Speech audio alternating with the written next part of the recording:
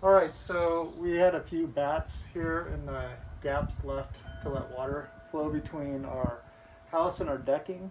And so what we're doing is installing some gutter foam. Uh, Gutter foam is the brand, bat foam is the type of foam.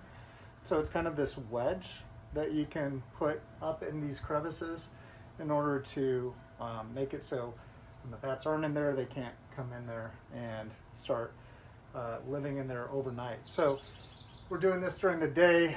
I've already checked to make sure that there are no bats in these gaps here. So we're just making it so they can't come and create a habitat in there in the evenings.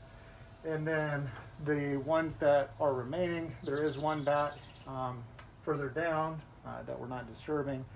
We'll wait till that one flies out in the evening and then install it. So hopefully when it comes back, it'll decide that there's no good place to live and it can find somewhere else, maybe my neighbor's decks. Anyway, so the way we've been installing this, it's a wedge. There's a flat side that you can put up against the house and then the wedge side. And essentially I've been cutting it. So these I've already put some of the bat foam in some of these already. But the way I've been doing it is I've just been using a regular pair of scissors and I've been cutting it so that there's about a 1/2 inch of extra space over the gap, so it's a nice snug fit. I've been using just a 2-foot paint stick to help press it against the house and then kind of shimmying it up so you get a nice flush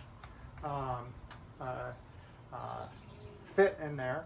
And then I've left just flush with the actual joists so that way I know that nothing's trying to creep in there during the day. So as you go up there, again, I just kind of push it against the house and then slowly slide it up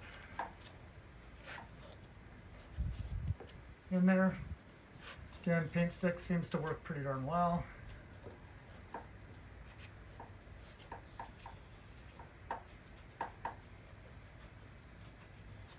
And you get a nice snug fit. And this stuff is really nice and porous so the water can still go through. And make sure you don't get any wood rot or mildew building up. So then I might balance it just a little bit, make sure it's nice and flush and I can see no creepy crawlers are going in there. And that's how you do it. Pretty easy, pretty straightforward. Seems like a great product. So that's how we did it. Couldn't find any instructions, so thought we'd share. Thanks.